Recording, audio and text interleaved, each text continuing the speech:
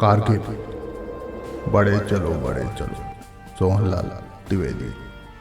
न हाथ एक शस्त्र हो, न हाथ एक अस्त्र हो, न अन्न वीर वस्त्र हो, हटो नहीं डरो नहीं, बड़े चलो रहे समक्ष हिमशिखर, तुम्हारा प्रण उठे निखर, भले ही जाए जन बिखर, रुको नहीं झुको नहीं, बड़े चलो घटा गिरी अटूट हो, अधर्म कालकूट हो, वही सुधा का घूंट हो, जिए चलो मरे चलो, बड़े चलो गगन उगलता आग हो, छिड़ा मरण का राग हो, लहू का अपने भाग हो, अड़ो वहीं गड़ो वहीं, बड़े चलो चलो नई मिसाल हो, जलो नई मिसाल हो, बड़ो नया कमाल हो, झुको नहीं रुको नहीं, बड़े चलो अशेष रक्त तोल दो, स्वतंत्रता का मोल दो, कड़ी युगों की खोल दो, डरो नहीं मरो नहीं, बड़े चलो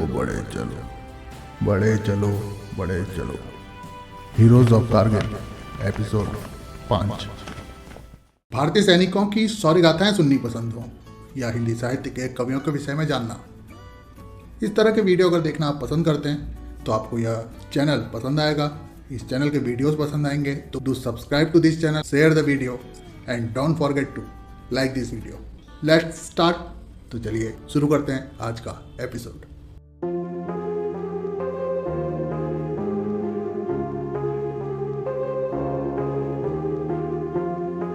नमस्कार, मैं कुणाल, पुनः आप सभी का स्वागत आप ही के अपने YouTube चैनल पर। आशा करता हूँ आप सभी अच्छे होंगे और अपने परिवार के साथ जीवन का आनंद ले रहे होंगे। आप देख रहे हैं शौर्य और पराक्रम से भरी श्रृंखला हीरोज ऑफ कारगिल। आज मैं आपको 1999 में लड़ी गई कारगिल की लड़ाई के वीर सैनिकों की कई शौर्य गाथाओं में से एक शौर्य गाथा सुनाऊं। उससे पहले उस शौर्य गाथा की पृष्ठभूमि को एक बार समझ लेते हैं।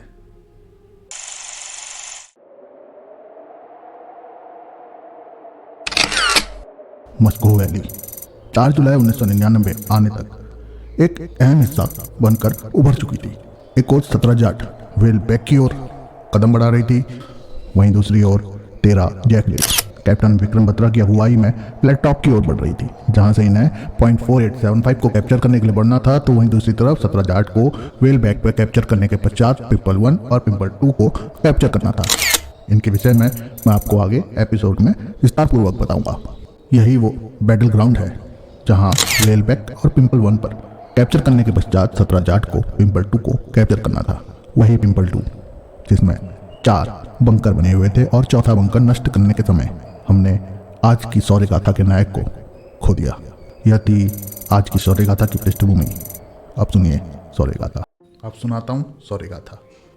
साल था 1975। 28 अगस्त को प्रोफेसर श्री सतीश कुमार और श्रीमती मीना नैयर जी के घर जन्म होता है कैप्टन अनुज नैयर का।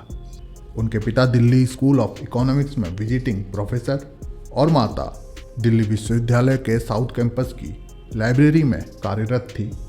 कैप्टन अनुज नैयर की शिक्षा आर्मी स्कूल न्यू दिल्ली से कंप्लीट हुई, जहां वे अपने स्कूल की वॉलीबॉल की टीम के कैप्टन और अन्य स्पोर्ट्स में भी बेहतर प्रदर्शन कर रहे थे।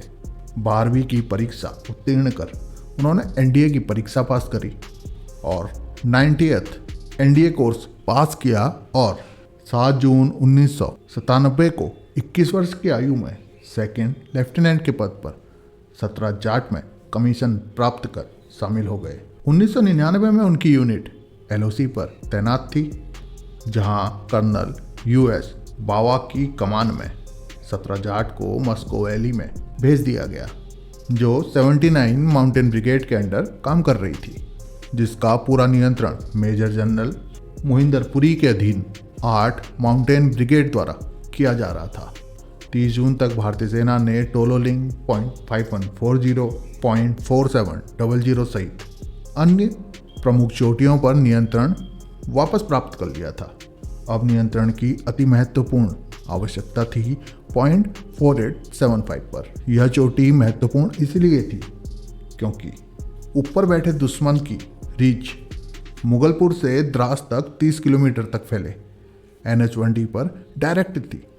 इसको काट कर वे सियाचिन तक आपूर्ति को कट कर सकते थे, इसलिए इस चोटी पर नियंत्रण प्राप्त करना बेहद आवश्यक था। अब 79 माउंटेन ब्रिगेड ने ब्रिगेडियर RK काकर की कमान में पॉइंट 4875 पर नियंत्रण प्राप्त करने के लिए एक प्लान बनाया, जिसके तहत आर्टिलरी असिस्टेंस के साथ 17 जाट, 13 जैकरीफ, 2 नागा, 12 महार और 2 पैरा SF बटालियन को शामिल किया गया। फेज 1 के अनुसार हमला होना था 4 जुलाई की रात। प्लान के अनुसार पहले फेज में 17 जाट को सफ़ेद नाला से चढ़ते हुए वेलपैक पर कब्जा करते हुए पिंपल 1 तक अपना अधिकार बना लेना था। वहीं दूसरी तरफ 13 जैकरीफ जो दूसरी तरफ से चढ़ रही थी, उसे फ्लैट टॉप पर अपना कब्जा बनाते हुए पॉइंट 4875 की ओर बढ़ना था। फेज 2 में 17 जाट को पिंपल 1 से आगे बढ़ते हुए पिंपल 2 पर अपना पूर्ण कब्जा कर लेना था। वहीं दूसरी तरफ 13 जैकरीफ को फ्लैट टॉप के बाद अब पॉइंट 4875 पर पूर्ण कब्जा प्राप्त कर लेना था। 23 जून 1999 को ही कैप्टन बने अनुज नैयर चार्ली कंपनी में शामिल थे, जिसका नेतृत्व कर रहे थे मेजर पद्म जांघू। बोफोर्स की 2 बैटरियों द्वारा दुश्मन के ठिकानों को कमजोर किया जा रहा था। योजना अनुसार 4 जुलाई की रात ठीक 9 बजे हमला शुरू हुआ। 5 जुलाई की सुबह 5 बजे तक मेजर RK सिंह और उस समय मेजर दीपक रामपाल के अंतर्गत 17 जाट की A और D कंपनी ने वेलबैक और पिंपल 1 पर अपना नियंत्रण प्राप्त कर लिया था। ठीक उसी वक्त 13 जैकरीफ ने फ्लैट टॉप पर अपना कब्जा बना लिया था। फिर आती है 6 जुलाई की रात। 6 जुलाई की रात 17 जाट की C कंपनी यानी चार्ली कंपनी, जिसमें शामिल थे कैप्टन अनुज नैयर, वे कूच करते हैं वेलबैक से पिंपल 2 की तरफ। उनकी कंपनी के कमांडर थे मेजर रितेश शर्मा, जो हमले के शुरुआती चरण में ही घायल हो गए, और कंपनी की कमान संभाली युवा कैप्टन अनुज नैयर ने, और उनकी चार्ली कंपनी उन्हीं के निर्देशानुसार आगे बढ़ने लगी। जब वे पिंपल 2 के करीब पहुंचे तो उन्होंने पाया कि पिंपल 2 पे दुश्मनों ने अपने 4 बंकर बनाए हुए हैं और वहां से दुश्मन ऑटोमेटिक मशीन गन से लगातार हमला कर रहा है। कैप्टन अनुज नैयर अपने 2 साथियों के साथ रेंगते हुए आगे बढ़े और 1, 2, 3 बंकरों में ग्रेनेड फेंक कर उनको तबाह कर दिया, इससे पहले कि वो चौथे बंकर में अपना ग्रेनेड फेंक उसे तबाह कर पाते। एक रॉकेट प्रोपेल्ड ग्रेनेड ने उनको गंभीर रूप से घायल कर दिया, परंतु वो घायल अवस्था में भी अपनी कंपनी को कमांड देते रहे। उनके निर्देशानुसार उनकी कंपनी आगे बढ़ती रही, इससे पहले कि भारतीय सेना उस पॉइंट पर अपना कब्जा प्राप्त करती। कैप्टन अनुज नैयर ने देश की रक्षा में अपना सर्वोच्च बलिदान दिया और वीरगति को प्राप्त हुए, मगर मृत्यु से पूर्व उन्होंने 3 मीडियम मशीन गन बंकर्स को और 9 दुश्मनों को मार गिराया था। मात्र 23 वर्ष की उम्र में अपने अदम्य साहस, आदित्य शौर्य का प्रदर्शन करने वाले कैप्टन अनुज नैयर ने देश की सेवा में अपना सर्वोच्च बलिदान दिया और वीरगति को प्राप्त हुए। फलस्वरूप भारतीय सरकार ने उन्हें महावीर चक्र से सम्मानित किया और कैप्टन अनुज नैयर आज भी प्रेरणा के स्रोत हैं। तो यह था आज का एपिसोड। आपको यह शौर्य गाथा कैसी लगी मुझे अवश्य बताइएगा। आप मुझ तक कमेंट के माध्यम से, इंस्टाग्राम पर DM के माध्यम से या ईमेल के माध्यम से पहुंच सकते हैं। और भी कुछ कहना चाहते हैं तो आप ईमेल कर सकते हैं। हीरोज ऑफ कारगिल श्रृंखला जारी रहेगी। अपनी अपनी राय, प्रतिक्रिया, सुझाव मुझ तक जरूर पहुंचाइएगा, मुझे उनका इंतज़ार रहेगा। इस वीडियो को लाइक करना बिल्कुल भी मत भूलिएगा, ताकि इस वीडियो की रीच बढ़ सके, इस चैनल की रीच बढ़ सके। अगले एपिसोड में आप सभी से पुनः भेंट होगी। तब तक के लिए खुश रहिए, स्वस्थ रहिए।